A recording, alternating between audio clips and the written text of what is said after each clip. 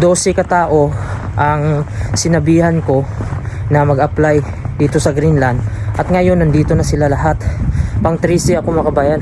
Yung mga kasama ko na yun mga kabayan, nandito sa Greenland. Yung iba, mayroon ng restaurant, mayroon ng apartment, maganda na yung bahay.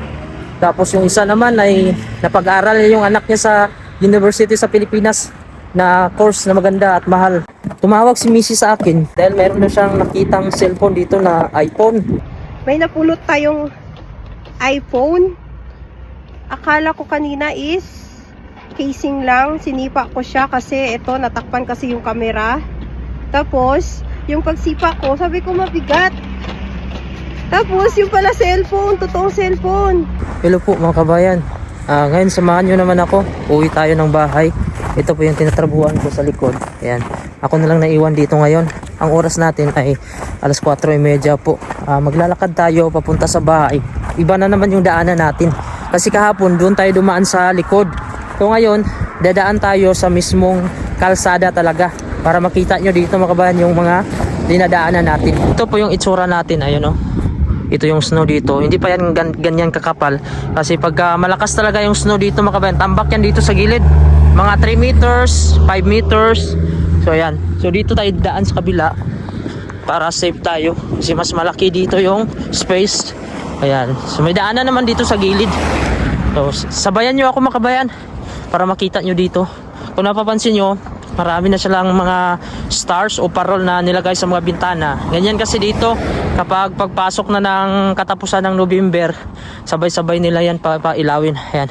So yung bahay ko pala dati, nung dumating ako dito, yung pangalawang tinirahan ko, yung blue na yan sa likod. So dito ako dati nagbablog. Pag nanood ako ng Northern Lights dito banda kasi kitang kita siya. Ayun. Actually mga kabayan, pwede naman akong makikuan dito. Pwede naman ako tumawag sa kasama ko na magpasundo ako. Pero yung kasama ko kasi na lokal, umuwi talaga siya minsan alas 3, alas 4. So ako naman umuwi ako alas 5, alas 4:30 kasi nag-overtime ako. Pero sabi niya, kapag gusto ko daw magpasundo, susunduin niya daw ako. Pero ito lang gusto ko, maglakad ako mga kabayan kasi exercise na din. Palagi na lang kasi ako nakasakay sa sasakyan. Kaya gusto ko dito mga kabayan, pag naglalakad kasi ako mga kabayan, pag napagod ako, medyo pinapawisan din ako. Kaya exercise na din ito. So ngayon dito tayo daan mga kabayan sa kabila kasi mag-shortcut tayo. Ito po yung view natin ngayon, no? Napakatahimik lang talaga ng lugar. Ayan po, ito po yung lugar dito. Ayan. So daan po tayo dito. Dito na lang tayo shortcut kasi kung dadaan pa tayo dun sa kabila, medyo malayo dun sa kabila. So dito tayo, daan tayo dito sa lugar na ito mga kabayan. Ito po yung view dito. Mga lumang bahay lang to dito. Old model lang ito mga kabayan. Ito po yung lugar dito. Walang katao-tao talaga, no? Mga sasakyan lang nakaparking. Ayan po. Yan po nabuhan natin yung mga crane na yan. Tapos yung babaktasin natin. Ayan po. Ayan. So dadaan tayo dito sa lugar na ito para makita nyo din dito yung mga itsura. Kwento muna tayo mga kabayan, no? Kasi may iba ayaw nila maniwala na 12 katao ang sinabihan ko na mag-apply dito sa Greenland. At ngayon nandito na sila lahat. Pang 13 ako mga kabayan. Actually kilala ko pa nga yung mga pangalan nila eh. Kahit sabihin ko ngayon mga kabayan. Dati kasi mga kabayan sa Saudi Arabia talaga ako galing. Tapos cross country po ako papunta dito sa Greenland. So yung Greenland na yan mga kabayan, nakita ko lang yan sa post mismo sa page kung paano mag-apply.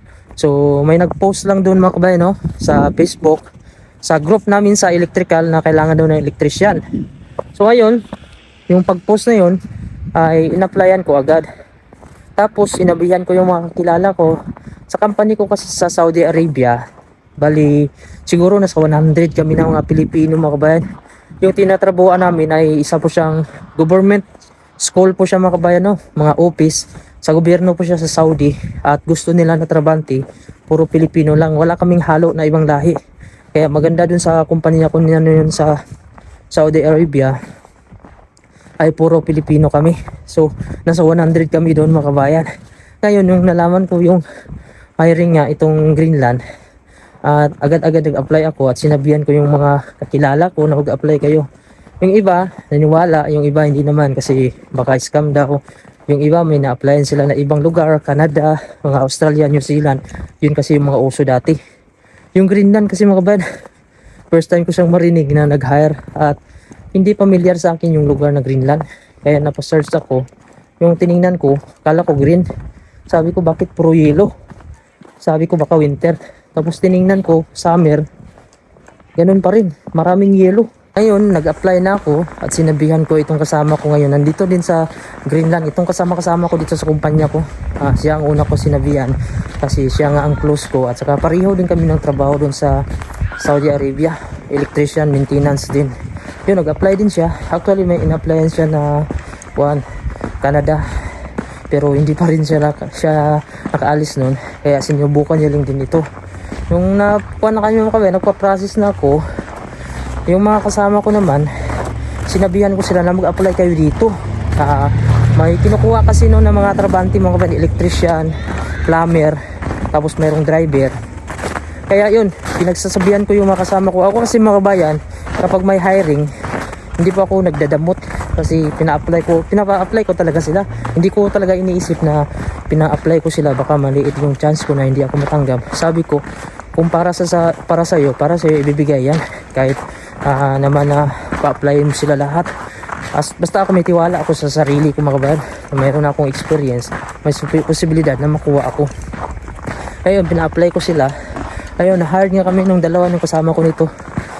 Dito yung kasama ko na Pilipino, electrician. Kaya yung mga kaibigan ko, yung pagkasabi ko sila, nag-apply din sila. Tapos nauna na kami dumating dito. Sila naman ay interview na sila hanggang sa nag-process na din sila. Yung iba mga kabayan ayaw nila maniwala na mayroon daw akong mga napapunta dito. Hindi man ako nagpapunta mga kabayan. Bali nagbigay lang ako ng informasyon. Kasi ikaw pa rin yung mag-a-apply. Binigyan ko lang sila ng idea na mag-apply kayo dito.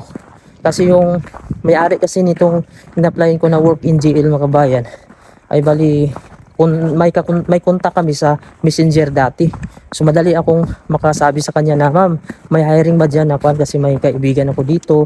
So dati, uso pa dati. Pero ngayon, hindi na kasi marami na ding aplikante at nawala na din yung Facebook page na work in GL na yun. Daan muna tayo dito mga kabayan. Mayroong pumukaw ng atensyon sa akin dito. Ang ganda dito ng view. Ipakita ko sa inyo yung mga bahay. Nandun yan sa malayo. So ganito yung itsura kapag mayroon na kasi siyang mga Christmas light. Maganda na kasi mga kabayan ang lugar ng Greenland. I-zoom natin mga kabayan. Yan po. Yan, kahit walang puno mga kabayan. Tingnan nyo naman yung mga bahay. Nagkukulay na siya. Lumiliwanag kasi mga kabayan kapag may Christmas light. Sa sunod mga kabayan, i-vlog natin, puntahan natin yung area na yan na maganda yung mga bahay. Halos mga modern type na yung mga kabayan. Hindi kagaya nito, mga kahoy lang siya, mga old model ito. Ayan, so ito po yung itsura dito. Pero may mga Christmas light na siya. Kilala ko pa nga mga kabayan yung mga pangalan ng mga kasama ko sa Saudi Arabia. Mabilis ko kasi sila mga kabayan na bigyan ng informasyon. Kasi yung may-ari talaga nitong work in GL, ito yung unang naka-chat ko siya. Nung una kasi nag-apply ko, email lang. Tapos nung nabigyan niya, nag-email na kami, yan, binigay niya na sa akin yung messenger para i-guide niya ako kung ano ang gagawin. Kasi nga mga kabayan, wala akong idea kung paano ba mag-cross country kasi nasa Saudi Arabia ako. Hindi ko alam kung makakapunta ba ako dito sa Greenland. Sabi ko parang napaka-imposible, paano kaya yung proseso. Ginaid niya na ako mga kabayan kung ano yung gagawin. Hanggang yun, yung mga kasama ko din, na-hire din sila at napili din sila. Pero ako nang nauna dito, sumunod lang sila after mga 3 months. Kilala ko pa mga kabayan yung mga pangalan nila. Kahit sabihin ko ngayon, yung mga pangalan nila, ako, isa. Tapos itong kasama ko ngayon dito sa Greenland, si Teofilo Ilik, tapos si Randy, tapos si Jimson Paldon, si Jimboy Giromo, Danny Austria, si Dennis, tapos si Alin Mandado, si John Patio, Thomas Nolon, Ruel Santikia, Romel Galang, at si Almin. Yun lahat mga kabayan, no? Bali 3C mga kabayan, kami lahat kasama ko nandito ngayon sa Greenland. At lahat mga kabayan, nandito pa kami ngayon. Wala pa rin umuwi kasi nga mas gusto na nga nila dito. Mas maganda kasi dito yung income kahit paano mga kabayan, no? Kumpara dati sa Saudi Arabia. Yung mga kasama ko dati medyo hirap din sa mga sahod, lalo na yung mga iba mga kabayan, hindi pare-pareho yung sahod sa kumpanya namin. Ngayon bababa tayo dito mga kabayan, no? Ito po yung dinadaanan natin dati. Ayan na, hagdan lang siya na kahoy, papunta yan sa baba. Ayan po yung city doon, no. Doon pa tayo pupunta. Ayan po yung city. Ayan. Mula dyan mga kabayan, no, yung may bahay na yan, mga 2 kilometro pa siguro papunta ng bahay. Tapos yung inalisan natin, ayan po, yung may crane na yan. Ayan. So dito po yung tayo dumaan kasi ito po yung magandang kuan dito, shortcutan. Ito po yung nagsisilbing shortcutan ito, itong hagdan na ito. Ayan. Ngayon, baba na tayo mga kabayan, no. Papunta na tayo sa bahay. Tandaan-daan lang tayo kasi dinadaanan natin ay mga yelo. So, yun mga kabayan, no? Hindi ko naman pinabukita kasi yung mga kasama ko na na-hard talaga nandito na sa Greenland. Kasi iba-iba kaming lugar. Ako, nandito ako sa Nok, tsaka yung isa kong kasama. Dalawa lang kami dito sa Nok City, Greenland. Tapos mayroon din na-assign sa South Greenland, may North. Ang Greenland kasi wala akong siyang konektadong kalsada. Kaya hindi mo sila mapupuntahan kung hindi ka mo sumakay dito ng eroplano, barko, or helicopter.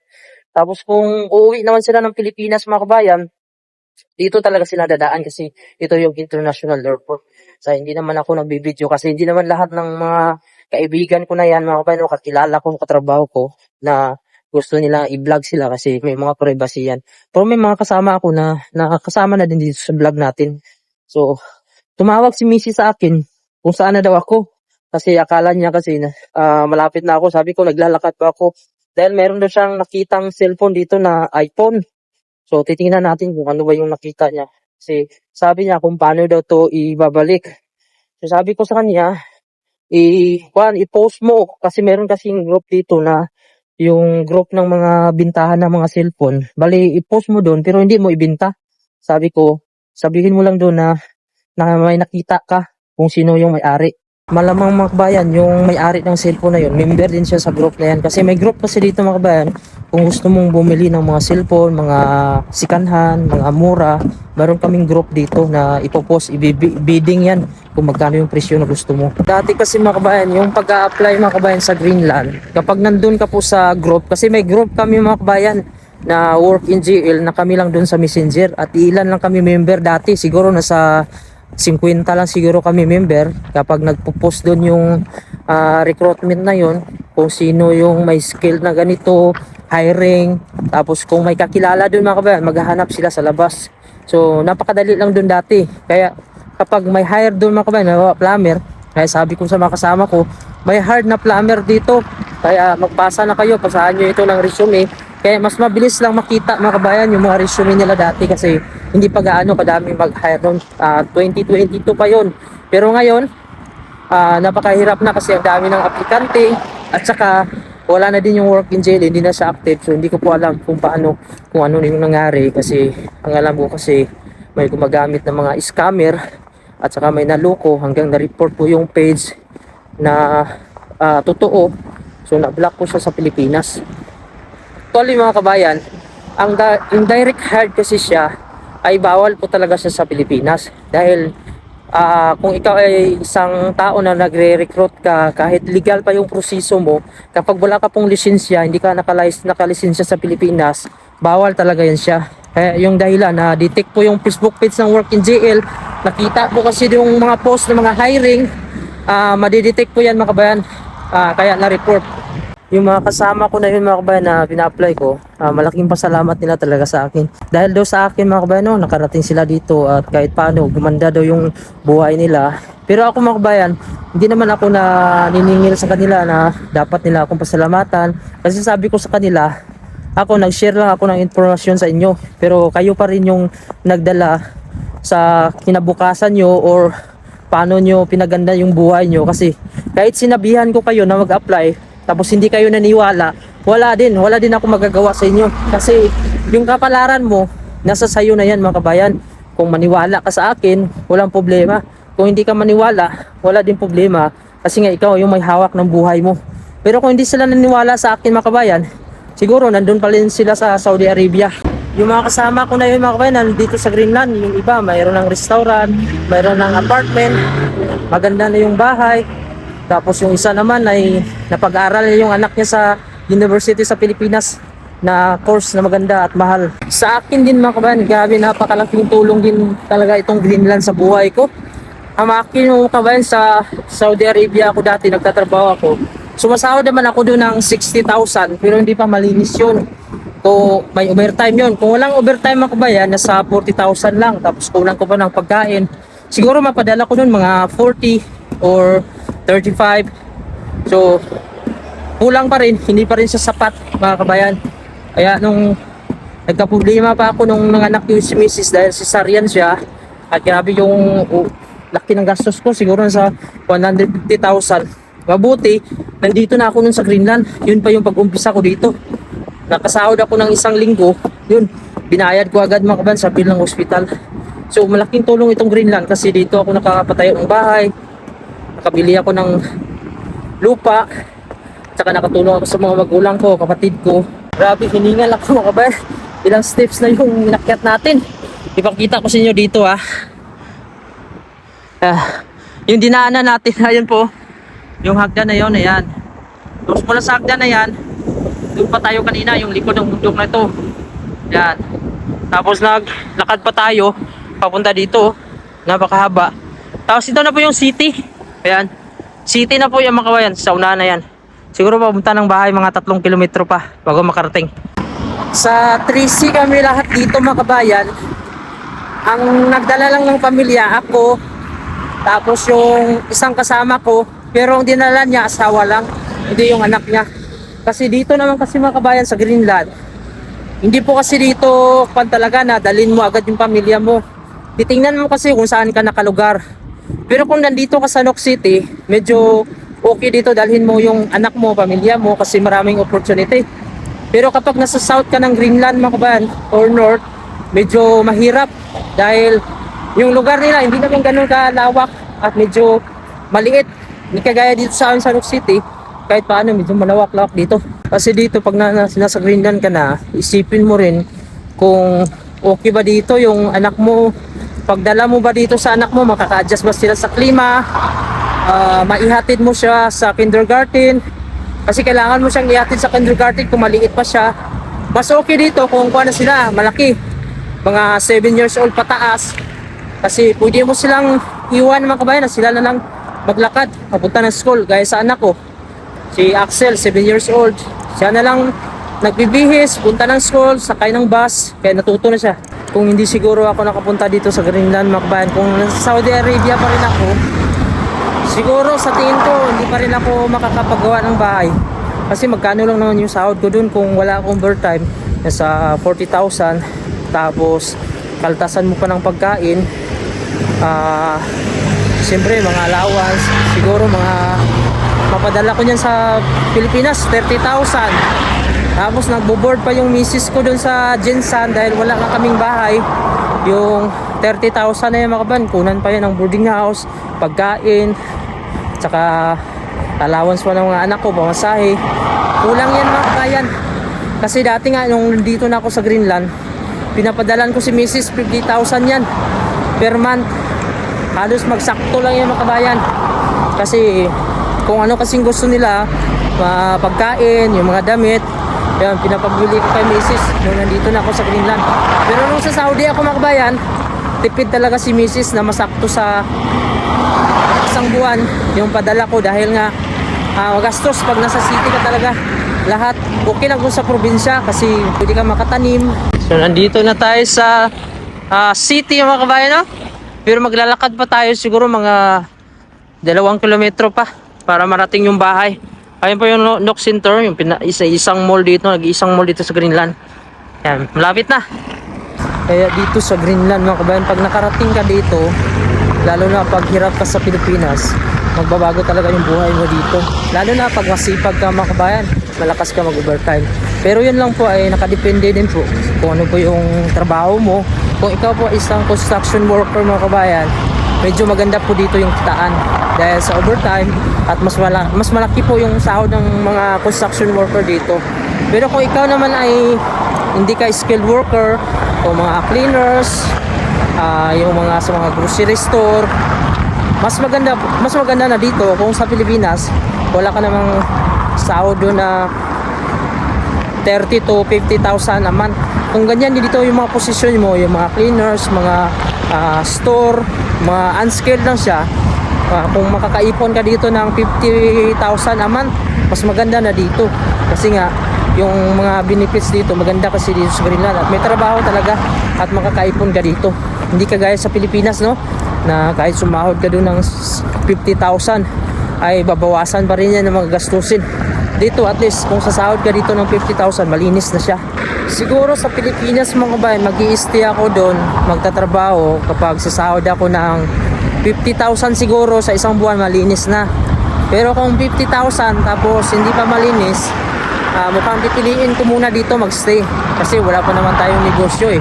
Okay lang kung may negosyo ka na talaga kasi yung 50,000 na yan, hindi mo naman sigurado kung palagi ganyan yung sahod mo eh. At saka 50,000, mababawasan pa yan halos kalahati mga kabayan kasi may mga tax pa, bayarin pa sa tubig, kuryente. Actually mga kabayan, kung meron lang talaga akong pera, sapat na pera or may negosyo ako sa Pilipinas, uwi na ako Ano pa ba naman yung rason para magstay ako dito? Kasi nandito lang naman ako sa Greenland para makaipon. Pagdating ng panahon, hindi tayo mahirapan kung uuwi man tayo at magpurgod na tayo. Kasi sa ngayon mga kabayan, wala pa talaga akong ipon, wala pa akong pera. Meron akong pera dito pero hindi pa aabot ng 1 milyon. Yung 1 milyon mo na yan, saglit lang yan sa Pilipinas kapag hindi ka marunong magdala. Pag panay ka gastos doon tapos wala kang income, walang pumapasok, puro lang labas. Baka siguro mga kabayan, kung sa gastos lang, baka 2 buwan, wala na yan. Yung 1 milyon mo na yan. Siyempre ako, mayroon pa akong pangarap talaga. Gusto ko pang magkaroon ng sasakyan. Kasi wala pa tayong sasakyan. Pero hindi naman masama mga kabayan, mangarap tayo. Pero hindi natin pipilitin kung hindi pa natin kaya. Basta ako, ang inuuna ko ngayon, yung mga priority. Kaya yung mga lupa, yan yung binibili ko kasi ngayon mga kabayan, yung mga lupa. Kasi nagmamahal ang lupa at pwede mo siyang matamnan. Hindi siya nawawala eh. Kasi pag bibili ka kasi ng mga gamit ng mga sasakyan, kapag hindi mo naman kailangan, useless din. Ito na po yung city. So malapit-lapit na tayo. Siguro nasa 1 kilometro na lang. Parating na tayo ng bahay. Ito po yung daanan dito. Ito po yung eskwelahan na project namin dati. Hanggang ngayon hindi pa nagbukas. So sabi nila next year na naman daw magbukas. Dapat last 2 years ito bukas na ito mga kabayan. Pero hanggang ngayon ginagawa pa rin. Ganyan yung uso dito, hila-hila. Yung mga bata, kailangan mo silang bilhan ng ganyan para hindi ka mahirapan pag naglakad kasi madulas mga kabayan. Pero pag may ganyan, ayan saglit mo lang sila hilain mga kabayan, magaan lang. At nasisiyahan pa sila. Yung anak ko merong ganyan. Ayan. Malapit na tayo sa bahay. Siguro nasa 300 meters na lang. Grabe ang layo ng lakad ko. Siguro nasa 30 minutes din siguro mga kabayan yung lakad natin. Medyo nagutom din tayo at medyo malamig. Sana pagdating sa bahay mayroong pagkain masarap nang kumain at humigop ng sabaw.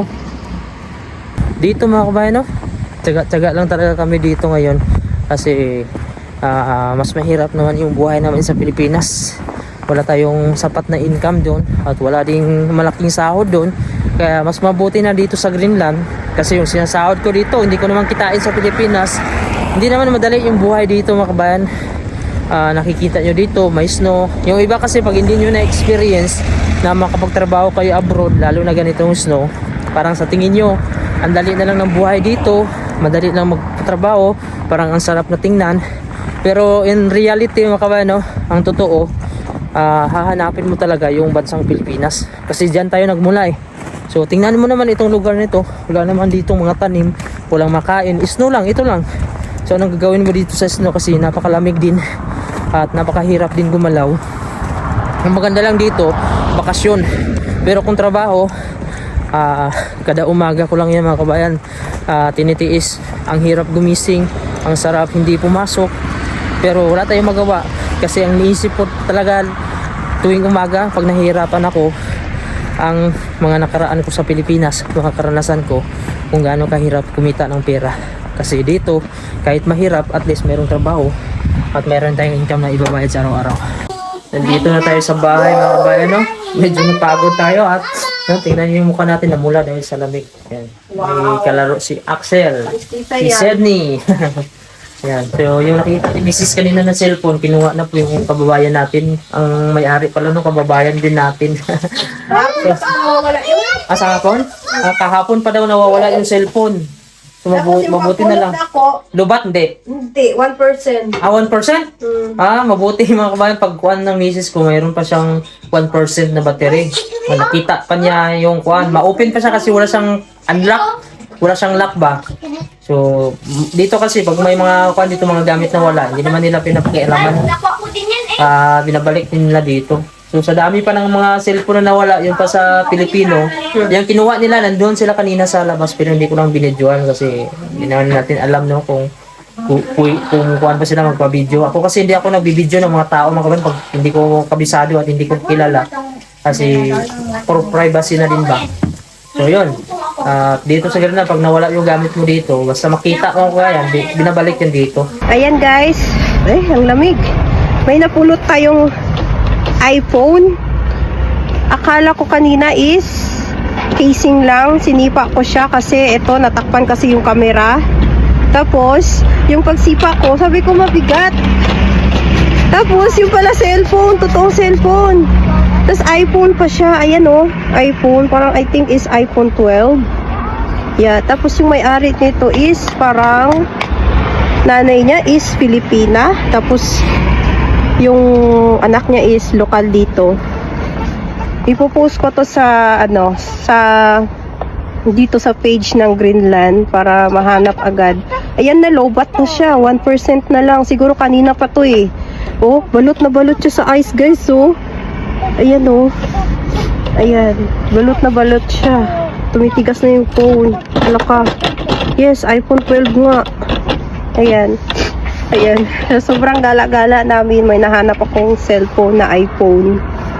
Ayan. Balik natin to. So, hanggang dito na lang po mga kabayan. Ako yung kakain muna. Pagod ako. Maraming salamat. God bless.